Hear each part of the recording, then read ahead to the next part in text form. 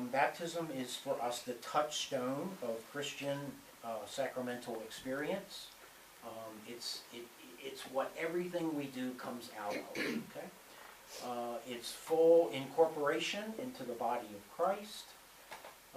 Baptism for us is all about relationship. It's about relationship to each other and the community, but also a relationship with God and the entire created order.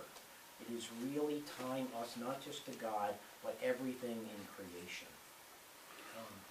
Baptism for us is indissoluble, and we don't re-baptize people because God doesn't change God's mind. And if God baptized somebody, they're baptized.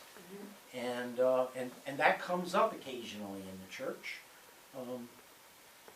So we recognize any Christian baptism as a baptism. And some of that gets a little dicey.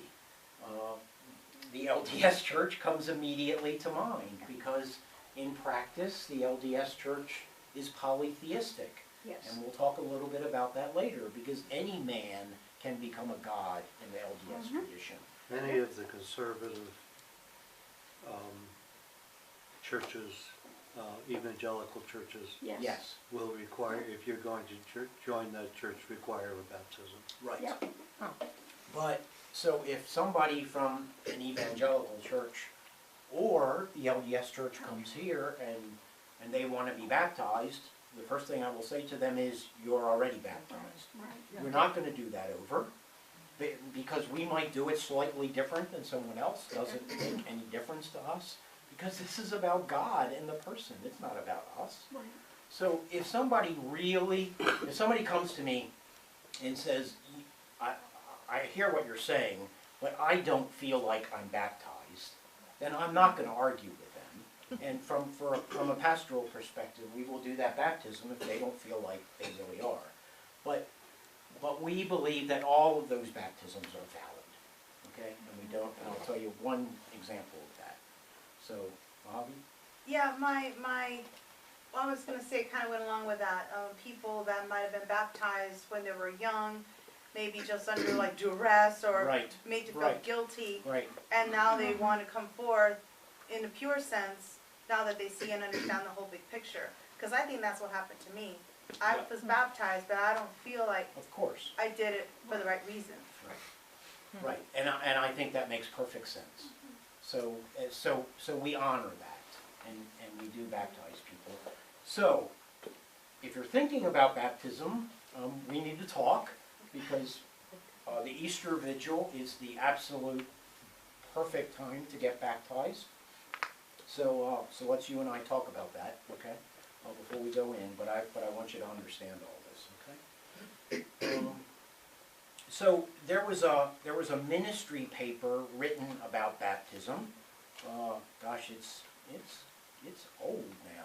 This was in the early 80s, I guess. The World Council of Churches wrote a paper called Baptism, Eucharist, and Ministry, and it was all the things that mainline churches could agree upon about baptism. And there's a fair amount of stuff in there. So our understanding of baptism is much like many other mainline churches now. There wouldn't be a lot of disagreement. And again, for us now, it's about full incorporation into the body of Christ. It's not about saving somebody's soul. It's about bringing them into it. And mainline is Protestant, right? It doesn't include Catholic. It does include Catholic. It does. Yes. The So Catholic even Church, the Catholics have that. yes, now? yes. Now, yeah, so we're all in agreement on those things now. But now where we differ from, let's say, the Roman Church and some others, is that our rite of baptism includes sealing with chrism, or oil. And those of you who have seen a baptism here know that there's lots of water, and then there's lots of chrism. Chrism is the holy oil that is consecrated by the bishop every year on Holy Tuesday, when we all go to our diocesan headquarters to renew our own vows as priests and deacons. And at that service, the bishop consecrates oil, and we all take it to our individual congregations, and that's the oil we use all year.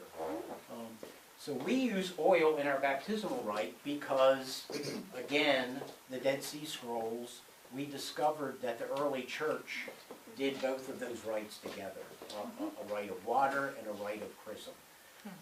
And somewhere in the 4th or 5th century, we're not exactly sure, those two actions got separated from one another, and the chrism action became what we call confirmation. Okay. Oh, it's Okay. Okay? So when we baptize somebody now, we are baptizing them and what we used to call confirming them.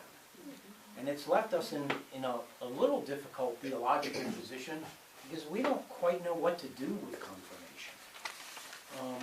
Because we now realize that that was all the same rite in the ancient church, and that's what we're doing.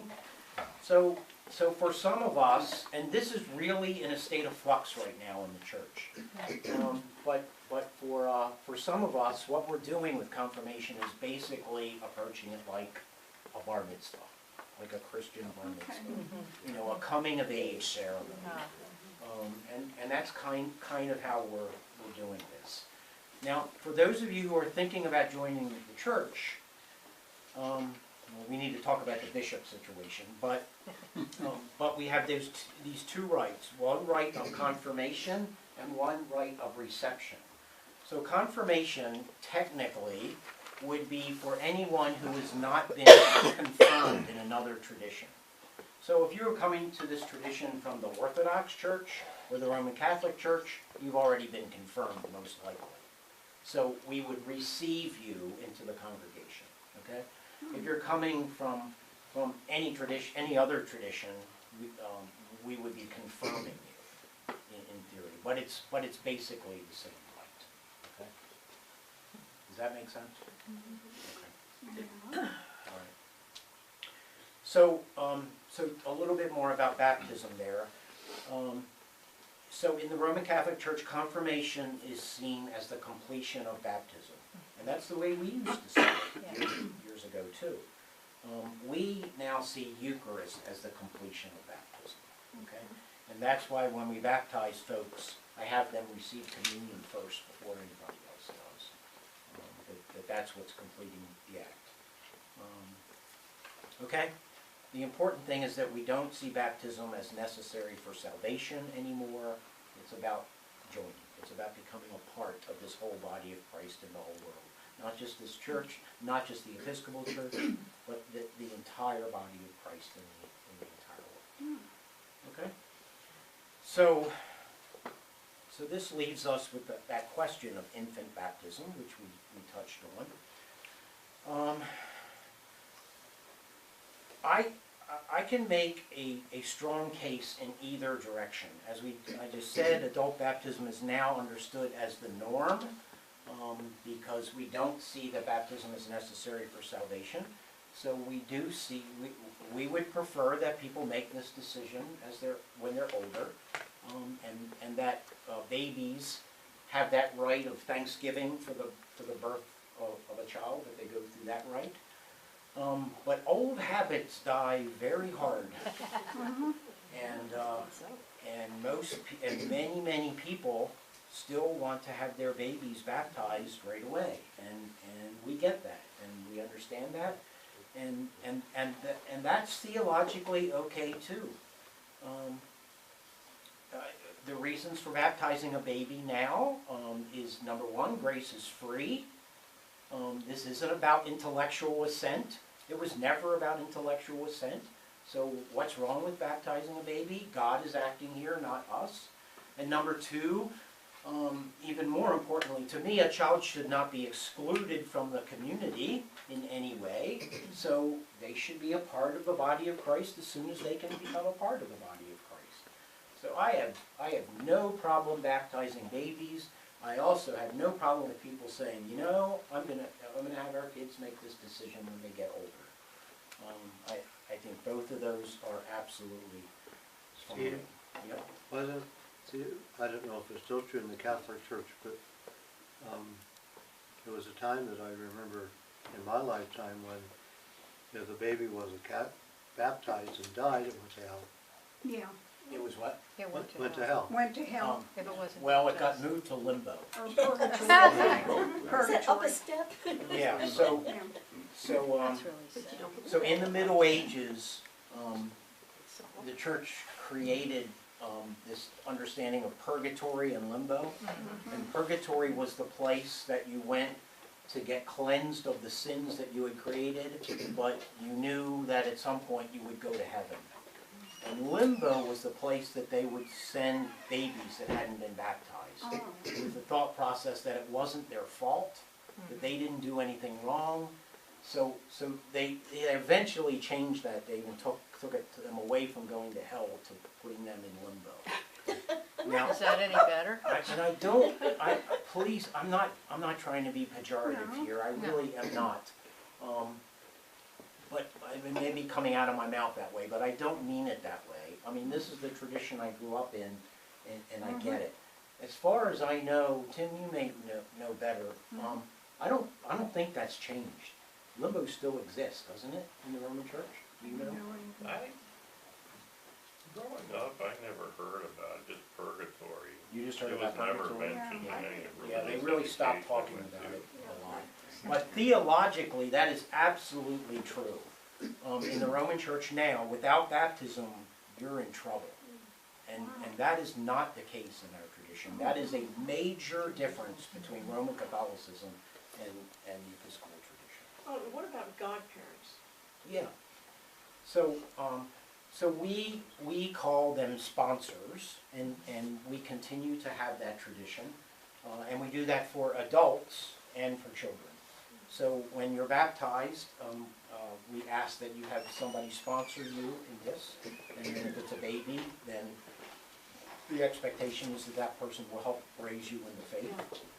And the same would be for an adult. So we continue to carry that tradition. Okay? So, this gets a little sticky in the Episcopal Church, like many things, theologically, because there are some Episcopal churches that say, okay, well, if you're not baptized, communion is the completion of baptism, so if you're not baptized, then you can't be going to communion. And there are other Episcopal churches that say, no, we can't exclude anyone from a sacramental rite. That doesn't make any sense in our mind. So we're going to invite everybody to baptism. Is that a decision of the bishop or of the church? That's a really interesting question, Dave. Usually, that would be the bishop's prerogative. But in practice, I have never seen that be the case. In every diocese that I've been and everyone that I've been associated with, individual parishes make their own decision about this. And I don't know of any bishop, I'm sure there is, but I don't know of a bishop personally who has said, we're all going to do this. Most bishops have let individual churches make that decision. Now, we're probably at about 80-20 now. When I was first started a priest, it was 80-20 the other direction. 80-20 what? So now, 80% of Episcopal churches, communion is available to anyone. Our parish at home is not that. Yep. Communion is offered to baptized Christians. Right. Of any faith? And in this diocese here, we are also split. And in this diocese, we probably have more churches that are like that than aren't. Than this 80% average. That's interesting. Yeah. So that's how it plays out in practice. This has really changed in the last 20 years, and I feel relatively confident that it will continue on that spiral. As you all know, I am personally of the position that Jesus fed everybody, Yes. and then at the Last Supper, Jesus instituted this rite Right. of feeding everyone, regardless of who they were, regardless of how much they had sinned, regardless of whether they were a woman or a child or anything else, and there is no way that I could practice anything but that. I could not participate in a church that was doing only baptized Christians, but I theologically understand it, and I hope I explained it well there, how someone could come to that realization from the way we understand baptism. I totally get it. I just can't go there. I think that it's interesting that John the Baptist was already doing this Right, when Jesus went down to the Jordan. that's right. Yeah, So So, it wasn't right. instituted by Jesus per se. no. It was Jesus. Oh, no, was- baptism goes back thousands Yeah. of years, way into Jewish, Yeah. ancient Jewish tradition. And of course, John the Baptist is baptizing people in a very different way than those other folks in the tradition. But when you tie communion to this, that's where it gets sticky. that's why we do what we do, and that's why some other churches choose that way. So does that make sense? Why that would happen? Okay. So for us, Eucharist then is the completion of baptism, and baptism Eucharist is our central sacramental act. And everything else we do is derivative from those two. Okay? Are you guys good with that? Okay. Right. So let's talk a little bit about Eucharist. Again, just like everything I said, it's an act of the community. That Eucharistic prayer that we do, the big prayer, is by nature a proclamation. It's not a formula. It's more akin to poetry than it is to a theological statement, although there's definitely theology in it. Essentially, it's a blessing of God and a proclamation of God's acts. And the fundamental element of every Eucharistic prayer is thanksgiving to God for whatever. Our Eucharistic theology is nearly identical with the ecumenical movement. And what we are doing is offering ourselves so that we can be food for the world. That's the whole idea of what communion is all about to us. What's So- the ecumenical movement? So, the World Council of Churches started this movement to try to tie congregations together in whatever form we could do that, to link us wherever we could, so that we could see where we could agree with things. That movement has led us to a concordat with the Lutheran Church. We'll be talking about this coming up very soon, and we're working on that, on a similar kind of arrangement with other mainline churches. But I think most of you know that we are now in a full agreement with the Lutheran Church, The ELCA. with the ELCA Lutheran Church, and we'll talk about this in class 6. But that's how Pastor Kimberly is coming to us. Yeah. Kimberly is a Lutheran, a full-fledged Lutheran, and is not leaving the Lutheran Church to be here. But she's going to serve in our parish together because we are in full agreement that we recognize each other's clergy as real clergy. Real clergy. So what's the concordant, or you're not gonna talk about it till? No, we'll say that for the last Okay. class. But we are in full agreement with the Lutheran Church, and we're very close with some other churches now. Okay. So we'll talk more about that then. Thank you. So, back to communion. So when you hear me celebrate, and we get to the end of the Eucharistic prayer, anybody remember what I say? I say the body of Christ for the body of Christ. Be what you Be are. what you are, be what you Receive what see. you are. Be what you Be see. what? Say, Be what you see, receive what you are. okay. Be what you see, receive what you are. Okay? The idea is, that came, by the way, from Augustine of Hippo, the same Augustine that I beat up mercilessly in my first class. So I want to give him his stay here, okay? So the whole idea is, be what you see. You are the body of Christ. All of us together are the body of Christ. Receive what you are. Receive this bread, which is the body of Christ. And that's how I understand what's going on in the sacramental action of bread and wine becoming something else. Yes, it's becoming something else. It's becoming the body of Christ. Just like all of you are the body of Christ.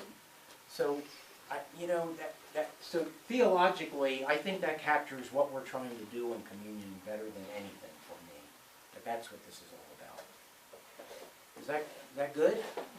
Yes. Okay, so let's go back to the prayer book real quick.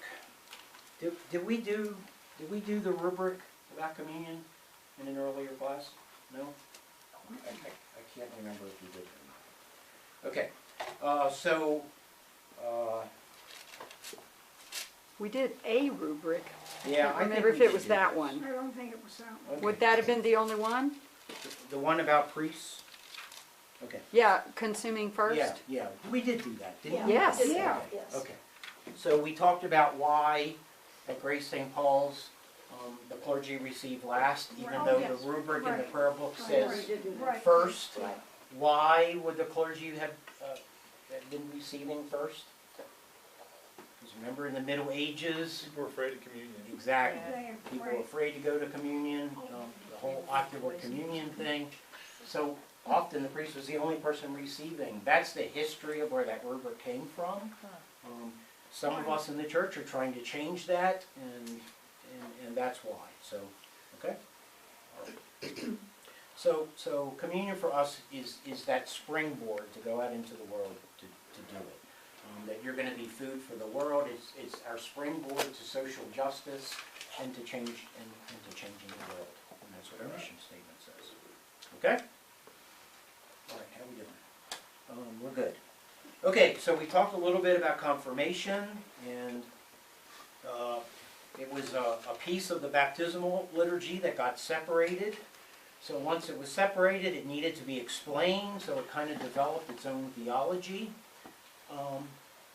If baptism is full initiation and we are confirming or signing in it, what is it, or should it even exist, as we talked about?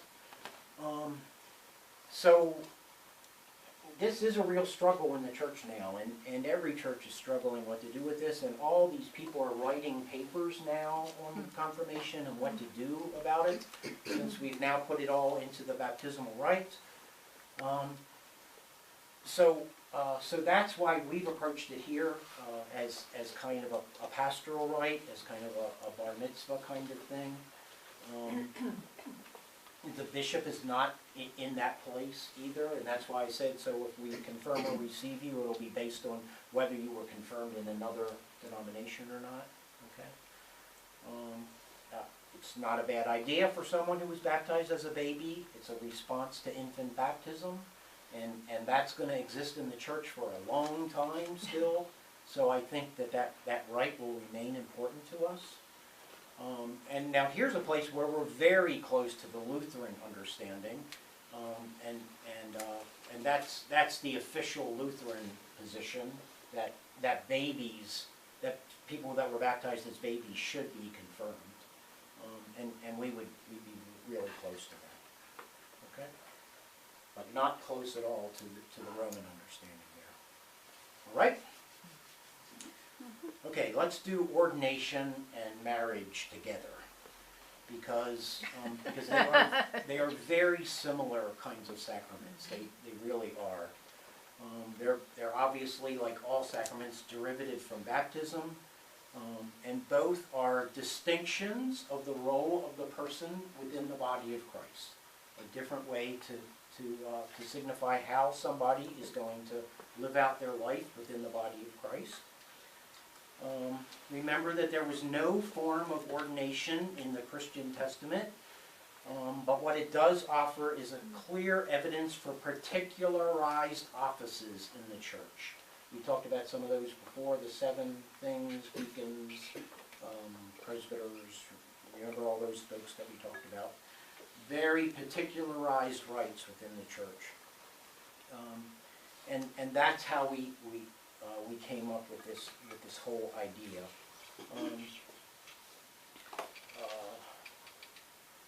Okay.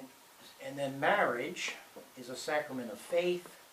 with faith implying that we are living in a relationship that includes God, where we don't get any advance blueprint about how that's going to come down. And again, the goal of all of our sacramental actions is to build up human unity. So marriage is a central way to do that, to build up human unity and to show how we live together in the body of Christ. We don't see it as just a social contract, but as a vocational issue. And that's what I really want to stress here. This is all about discernment and vocation and figuring out what you're called to be in the world. It's a conscious choice, not an inevitabilism. Everybody is not supposed to get married.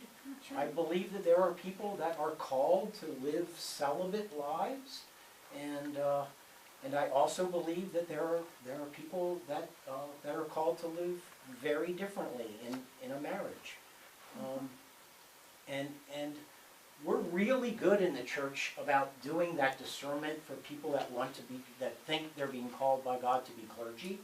We're really good at having them go through a long discernment process where they do that individually, and then they do it with the priest in charge of the congregation, and then with a group of people in the congregation, and then with a commissional ministry at the diocesan level, and then with the bishop. It's a long process, but it's hard work doing that kind of discernment. My hope would be that we could do the same kind of discernment when someone is looking at marriage. And I personally try to do that. I will not preside at anybody's wedding unless they've done marriage counseling with me, premarital counseling with me or someone else. That's as Pam will tell you, that's my only rule about weddings. Everything else is secondary to me, as Tim can tell you too. So that's what it's all about. What I don't believe is that people are called to one or the other. That you're either called to marriage or you're called to the priesthood, and that twain will never meet. Obviously, you would understand why I would believe that.